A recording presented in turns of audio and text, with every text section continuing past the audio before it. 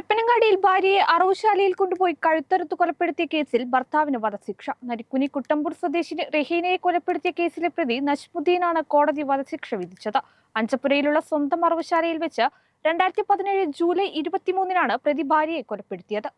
2017 July 23-നാണ് കേസിനാസ്പദമായ സംഭവം നടന്നത്. ഭാര്യയെ അറവുശാലയിൽ കൊണ്ടുപോയി കഴുത്തറുത്ത് കൊലപ്പെടുത്തിയ കേസിൽ ഭർത്താവിന് വധശിക്ഷ വിധിച്ചു. പരപ്പനങ്ങാടി അഞ്ചപ്പുരയിൽ അറവുശാലയും പൈനിങ്ങൽ ജംഗ്ഷനിൽ ഇറച്ചിക്കടയും നടത്തുന്നയാളാണ് പ്രതി നജ്മുദ്ദീൻ. ഭാര്യ റഹീനയുമായി പിണങ്ങിയതിനെ തുടർന്ന് താമരശ്ശേരി കുടുംബ കോടതിയിലും മജിസ്ട്രേറ്റ് കോടതിയിലും ഇരുവരും തമ്മിൽ കേസുകളുണ്ടായിരുന്നു. രമ്യതയിലായതിനെ തുടർന്ന് റഹീനയെ നജ്മുദ്ദീൻ വീണ്ടും പരപ്പനങ്ങാടിയിലെ വാടക വീട്ടിലേക്ക് കൂട്ടിക്കൊണ്ടുപോയി. പിന്നീട് നജ്മുദ്ദീൻ കാളികാവിൽ നിന്നും മറ്റൊരു വിവാഹം കഴിച്ചു. രണ്ടാം ഭാര്യയെ പരപ്പനങ്ങാടിയിലെ സ്വന്തം വീട്ടിലാണ് താമസിപ്പിച്ചിരുന്നത്. കുടുംബ പ്രശ്നങ്ങളെ ചൊല്ലി ഇരുവരും തമ്മിൽ തർക്കങ്ങളുണ്ടായിരുന്നു. കൊലപാതകം നടന്ന ദിവസം അറവുശാലയിൽ സ്ഥിരമായി സഹായത്തിന് വരാറുള്ള പണിക്കാരെ ഫോൺ വിളിച്ചിട്ടും കിട്ടുന്നില്ലെന്ന് പറഞ്ഞ് നജ്മുദ്ദീൻ അറവിന് സഹായിക്കാൻ റഹീനയും കൂടെ കൂട്ടുകയായിരുന്നു. പുലർച്ചെ 2 മണിക്കാണ് റഹീന നജ്മുദ്ദീനോടൊപ്പം ബൈക്കിൽ കയറി അറവുശാലയിലേക്ക് പോയത്. റഹീനയുടെ മാതാവും സഹോദരിയും വീട്ടിലുണ്ടായിരുന്നു. പിറ്റേന്ന് റഹീനയെ നരിക്കുനിയിലുള്ള സ്വന്തം വീട്ടിലേക്ക് കൊണ്ടുപോകാൻ എത്തിയതായിരുന്നു അവർ. കൊലപാതകത്തിന് ശേഷം മുങ്ങിയ പ്രതി തൃശൂർ, പാലക്കാട്, കോയമ്പത്തൂർ എന്നിവിടങ്ങളിൽ അലഞ്ഞുതിരിഞ്ഞ്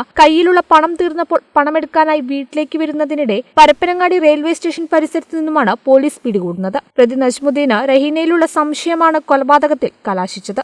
സാക്ഷികളില്ലാത്ത കേസിൽ സാഹചര്യ തെളിവുകളും ശാസ്ത്രീയ തെളിവുകളുമാണ് പ്രതിയെ ശിക്ഷിക്കുന്നതിൽ നിർണായകമായത്. പ്രോസിക്യൂഷന് വേണ്ടി public prosecutor advocate K P Shaju ഹാജരായി. അഡീഷണൽ സെഷൻസ് കോടതി ജഡ്ജി എ.വി. ടെല്ലസാണ് വിധി പ്രസ്താവിച്ചത്. താനൂർ സർക്കിൾ ഇൻസ്പെക്ടറായിരുന്ന സി. അലവിയാണ് കേസിൽ അന്വേഷണം നടത്തിയത്. കേരള വിഷൻ, പരപ്പനങ്ങാടി.